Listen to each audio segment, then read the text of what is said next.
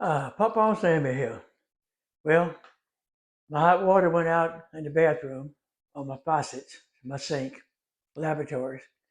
So I called Kohler, told them what I needed, asked them the price. They said we're shipping it free. I paid no shipping. I didn't pay for the part. They gave it to me. People, I'm not affiliated with Kohler in any way at all, except when I built this house, I used all Kohler products. Thank God I did, because that's the only problem I've had with any of my plumbing was that one faucet went out. Hey, I'm satisfied. And the main thing is not being a plumber. If I'd have called the plumber time, he'd have got the part and he'd have charged me for the part and the $100 fee to come out here and fix it. I'd have wound up paying $150, $200 easy. So thanks to Kohler, with a little sketch they sent me, it was so simple. Go under this laboratory, turn the water off, come back on top, unscrew the base, take it off, take a screwdriver. I'm in a ratchet with a 5/8 socket, unscrew it, pull it out, put your new one in, reverse the process, turn the water on, you're finished. People, a big shout out to Kohler. And if you're going to do any serious plumbing or building, I would think real serious about going with them, because it's been a blessing to me. All right. The other day I came in here, my hot water on my Kohler faucet did not work. Okay? My first reaction was I contacted Kohler, ordered the part. They shipped it. Here it is, brand new. And the surprising thing is, it's free. Completely free. So, I'm proud of that. Now, the thing is, I thought it was going to be complicated, but it is absolutely one of the easiest fixes I've ever seen.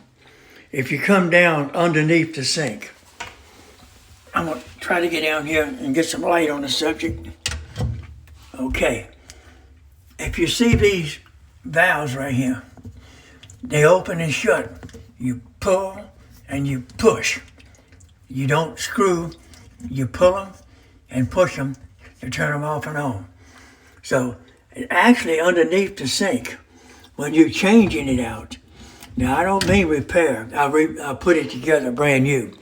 I mean when you're repairing it, replacing, what you do is you unscrew this, okay? And it comes off. And it comes off, then you have this, which is this. Now, a 5/8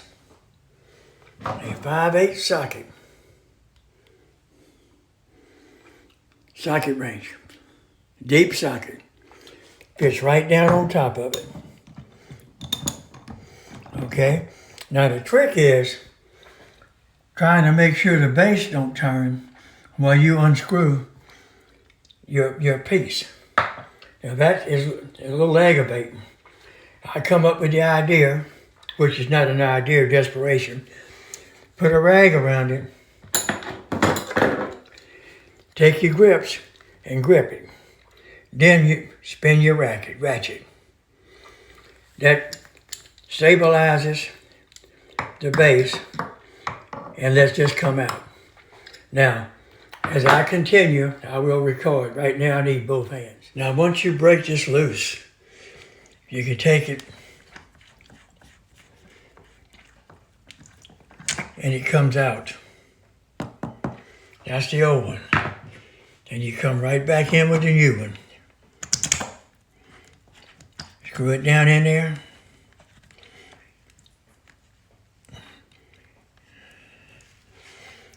I think what I'm gonna do is put some Teflon tape on there, just in case. I'll be right back. Teflon tape is almost unbeatable.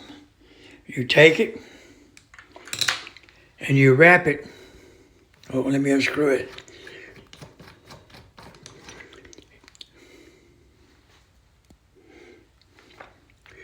you wrap it around your threads. Then you put it in there. And that should keep it from leaking, hopefully. Here's the trick. Once you have this in here, finger tight, all right, you go underneath and turn the water on. Then you come back up here and you take and turn it on, then turn it off. Now what'll happen is, if this is not tight enough, it'll continuously leak. So what you do is you take your ratchet and you put it on here, turn the water on. If it starts dripping, turn it off. If it's still dripping, very gently use your ratchet, tighten it just a little bit and watch it. Tighten it a little bit and watch it until it quits dripping. Then when it quits dripping, just a matter of on, off. There it is. That I assembled it, disassembled, tightened it a little bit, assembled, then I figured out, tighten it and watch the water. One time it's over with.